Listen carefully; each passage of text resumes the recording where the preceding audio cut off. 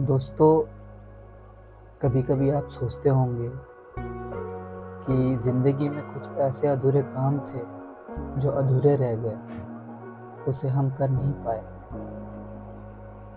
जैसे कि कुछ हम करना चाहते थे एक्स्ट्रा करिकुलम एक्टिविटीज़ पर, जो हम कर नहीं पाए। कहिए कि हालात कुछ ऐसे नहीं थे, या फिर हमारे घर वालों ने इंटरेस्ट नहीं दिखाया। फिर हम सोचते हैं चलो थोड़ा बड़े हो लेते हैं, आगे चल के देखेंगे, परस्यू करेंगे अगर कर पाए तो। जैसे कि फॉर एग्ज़ाम्पल मैं कह रहा हूँ, बचपन में किसी को क्रिकेट का बहुत नैक रहता है। सोचते हैं कि चलो यार क्रिकेट में अच्छा पेस बॉलर हूँ, अच्छा बॉलिंग करता हूँ, अच्छा बैटिंग करता हूँ, अच्छा स्पिन करता हूँ, गेंद को घुमाता हूँ, तो क्यों ना क्रिकेट में चले जाए, क्रिकेट सीखें। लेकिन जब हम अपने मम्मी पापा को जाके बोलते हैं तो वो कहते हैं नहीं बेटा अभी अच्छे से पढ़ाई कर, बाद में देखते हैं, कुछ कर पाएगा तो फिर डाल देंगे।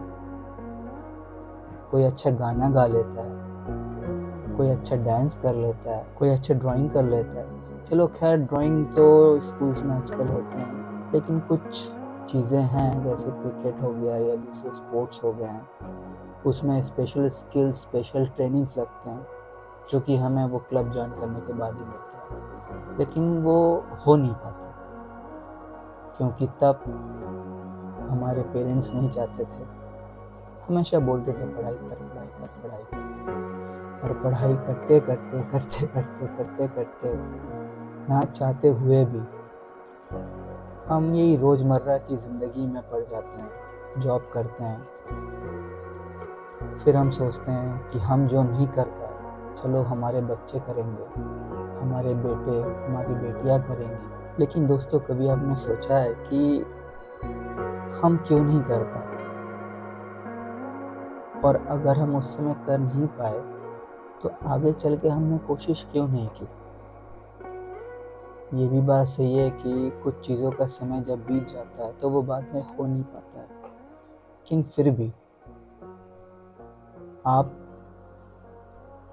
उस काम को कीजिए जो अधूरा रह गया, जो आपकी करने की इच्छा थी। भले ही आप उसको एज अ प्रोफेशन ना ले पाए आगे चल के, लेकिन उसके आपके दिल को सुकून मिलेगा, आनंद मिलेगी। इससे क्या होगा, और कोई खुश हो ना हो पर आप ज़रूर खुश होंगे। इससे क्या होगा, आपको देख के दूसरे को जोश आएगा, मोटिवेट होंगे वो कि चलो अगर ये कर लिया तो हम भी करते हैं। टाइम पास ही सही, अब तो समय बीत चुका है, अब उसे हम एज ए अर्निंग सोर्स तो ले नहीं सकते, लेकिन अपने दिल को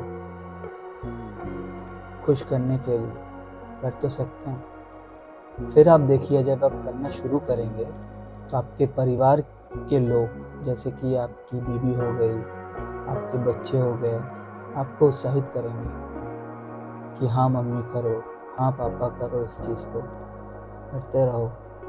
साइड में तो आप अच्छी खासी जॉब कर रहे हो या बिजनेस कर रहे हो, जो भी है उसमें तो इनकम आ ही रहा है। लेकिन सवाल यह है दोस्तों कि हम क्यों नहीं कर पाते? क्या हमारे पेरेंट्स की मेंटालिटी ऐसी है कि भाई अच्छे से पढ़ाओ लिखाओ और एक सेटल्ड जॉब के लिए चले जाओ?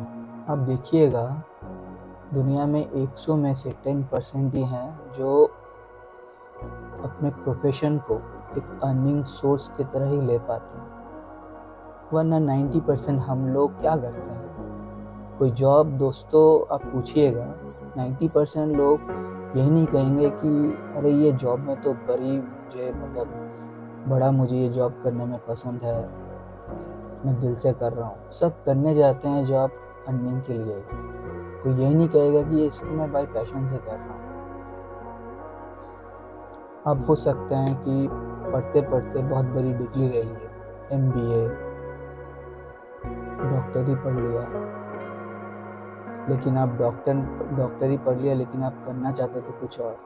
हो सकता है कि ये डॉक्टर की पढ़ाई करने के बाद आपको जितना इनकम हो रहा है और वो जो काम आपका अधूरा छूट गया, अगर उसको करते तो इतना इनकम नहीं हो पाता।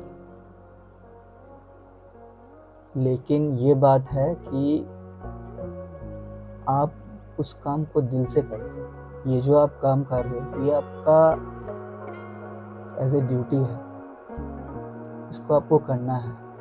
तो दोस्तों मैं यही बोलूँगा कि उस अधूरे काम को आप अधूरा ना रहने दें। बहुत नहीं तो थोड़े हद तक उस काम को आप कीजिए। ज़िंदगी एक ही है दोस्तों, इसको यूटिलाइज़ कीजिए। अरे कभी तो अपनी सुनिए।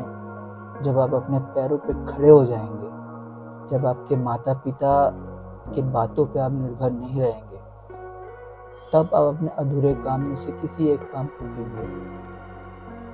पहले अपने दिल को आनंद पहुंचाइए दोस्तों, तभी आपसे सभी आनंदित होंगे। आपके परिवारजन, आपके दोस्त, आपके रिश्तेदार, सभी। तो पहले खुद को खुश कीजिए, पहले खुद को खुश कीजिए, बाद में देखा जाएगा।